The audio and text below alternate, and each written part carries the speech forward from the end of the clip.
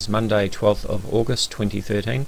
This is a follow-up video to my video yesterday about the weather balloon at Neumayer Station, which some people are claiming is Nibiru or Planet X. I've had some interesting responses to my video, and we're going to look at some of the comments and responses, and also some further information that has come to light about the weather balloon launches, which I hope you'll find interesting and informative. But first of all, let's take a look at some of the responses. After I produced this video, I did post it on this channel, which is, if I'm pronouncing it correctly, is the 100 Sevgilum. This was the first video that I've seen, the only one so far, not that I've been looking too closely, that have claimed that this weather balloon is in fact Nibiru, as it quite clearly states here as very factual, that Nibiru visible now at Neumayer Station, and as he says in his description that this is no joke. All capital letters, exclamation marks, trying to emphasize the point that this is definitely Nibiru, there's no question about it. Now, I did post a link to my video on his channel, and his response came back: thanks, I watched it, but this is your opinion, I can't see a weather balloon. Well, that's fair enough. Maybe he doesn't see a weather balloon. Plenty of other people obviously do, judging by the comments that are coming back on his channel and on my channel. But it's interesting to look at the response that I get here from the 100 Sevgilum. And this is a fairly typical response, and it's pretty unfortunate really in this type of discussion or debate. Something that I often encounter when you engage in discussion on topics like these is what I call censorship. You know, people are always going on about freedom of speech and, you know, open and balanced discussion, and how the government is trying to censor information and shut things down. But what happens when we try and engage in discussion? Okay, I've posted a link here and this guy has responded. Let's see what happens if I respond to what he has now said. So here is my comment: thank you. If this is not a weather balloon, which considering the evidence seems to be obvious, then what evidence do you have that this is actually Nibiru, as you have claimed in your video? Does a sphere in the sky automatically equal Nibiru? If so, why? How do you explain that your Nibiru is only visible in one image and not in the images 10 minutes either side? Not even the moon, at only 384,000 kilometers away, moves through the sky that fast. How do you explain that? So here is my question. Let's see what happens when I post my question. Just like that, insta-blocked. So as soon as this guy had seen my comments on his YouTube channel, he blocked me. So end of discussion. I call that censorship. Let's go back to my YouTube channel and have a look at the comments that have been coming in from other people, such as BarryMix74. I'm blocked from making comments on his videos, LOL. From Zimba9810, lol, he blocked me after I told him it's impossible to be Nibiru, haha. And this is what the 100 Sevgilum said to this person: I delete you, bye bye troll. So more censorship there.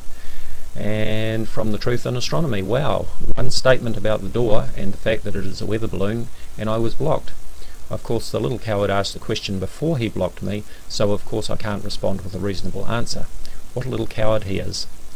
Well, that's fair. I mean, I think that's fair comment. If we go back to the 100 Sevgilum, and here is the Truth in Astronomy. She had posted a comment that said, it is a weather balloon. Zoom in and watch the door on the big orange box on top of the station, open and then close. That's the door they used to launch the weather balloons.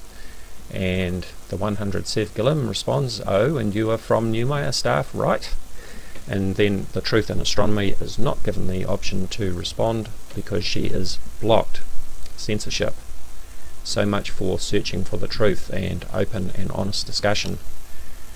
But anyway, the 100 Sevgilum has also posted a follow-up video, and you can check this for yourself. And he says, weather balloon, really? So where is the rope? Okay, at this stage we're going to have a look at some other images from Neumayer Station. In my first video I took you to this page at Neumayer Station, where we see numerous images of the weather balloons being launched, and including this one here, which shows the scientists preparing a balloon launch at the launching platform situated on the station's roof. And this is the lift well that we're looking at on the top of the building here, and in the image from Neumayer-Station we could see that the door was open when the balloon was launched. Okay, now let's have a look at some other links here. This is a good zoomed up picture of a launch from the old building, and going back to 100 Sevgilim's question, if this is really a weather balloon, where is the rope?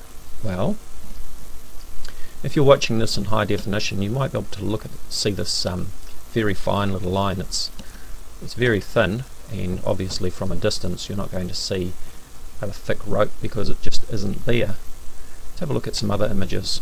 You can see more of a line on this one. This is launch from the new building. You can see that the door is open, and we can see a few people out there. Looks, those people on there? It looks hard to tell. Maybe not.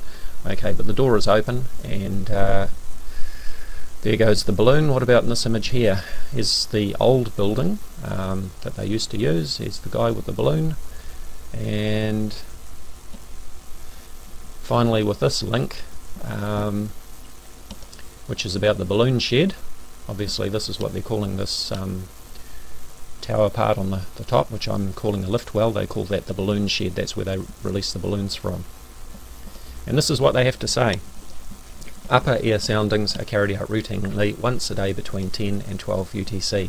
They include profile measurements of pressure, temperature, relative humidity and wind vector. The balloon launching platform was located several hundred metres away from the old Neumayer station. At Neumayer-Station III, the launching platform was integrated in the building situated on top of the station. It provides now comfortable access at any weather condition. Depending on the wind, balloons can be launched in nearly any direction. So there we have it. You can even watch a virtual start of a balloon being launched. I did have a look at this, but the resolution is very poor quality, so I haven't included that in my video. But you can check that out if you want. The links will be included in the description area. One final thing about the discussion. This is on the 100 Sevgilim's channel again, and somebody has suggested that this is actually the moon. I think it's further down in the comments. Let me just see if I can find that. Load some more. Where is it? Okay, it is the moon according to Stellarium. Well, no, actually it's not the moon. Let's have a look in Starry Night Pro. This is actually set to the same field of view exactly as the Neumayer-Station camera, and if I overlay the image that has the balloon in it, you can see that the building is right in the same place there, and we can see the balloon. Now this is at 10:50 UTC on the 10th of August 2013, and as you can see I've got Starry Night Pro set to the same time and date, 10:50 UTC on August the 10th 2013, so it's same time, and the moon is not anywhere near. In fact, if I go backwards, we're on 10:50 at the moment, if I go backwards, keep stepping backwards, and you can see the moon coming in on the left hand side. Remember, we're going backwards here. So in fact the moon didn't even actually come into the field of view of the Neumayer-Station camera, and it's not going to until later today, the 11th, where it will be rising about here. And I'm picking it because of the phase of the moon and because of where the sun is at present. Any Nibiru lens flare, the lens flare that people are calling Nibiru, will be lost in the glare of the sun, so I don't expect to see any Nibiru flares today, but maybe in the next few days as the moon gets sort of further over. It'll be rising further over this way and getting higher. If I step that forward, you can see it just sort of leaving the edge of frame there. I'll just bring in the picture from Neumayer so you can get your bearings on where we're looking. So there we have it. That's a follow-up. I'll put a link in the description area to these pages on the Neumayer-Station website, and you can check out these images for yourself and also read up on it there. As always, check out my Facebook discussion page, Voices of Reason to Explain X or Vortex. I'll put a link in the description area for you. Thank you for watching. Hello YouTube, this is Dazza the Cameraman. Today is Monday 12th of August 2013. This is a follow-up video to my video yesterday about the weather balloon at Neumayer Station, which some people are claiming is Nibiru or Planet X. I've had some interesting responses to my video, and we're going to look at some of the comments and responses, and also some further information that has come to light about the weather balloon launches, which I hope you'll find interesting and informative. But first of all, let's take a look at some of the responses. After I produced this video, I did post it on this channel, which is, if I'm pronouncing it correctly, is the 100 Sevgilum. This was the first video that I've seen, the only one so far, not that I've been looking too closely, that have claimed that this weather balloon is in fact Nibiru, as it quite clearly states here as very factual, that Nibiru visible now at Neumayer Station, and as he says in his description, that this is no joke.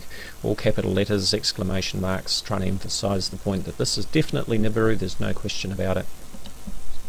Now, I did post a link to my video on his channel, and his response came back: thanks, I watched it, but this is your opinion, I can't see a weather balloon.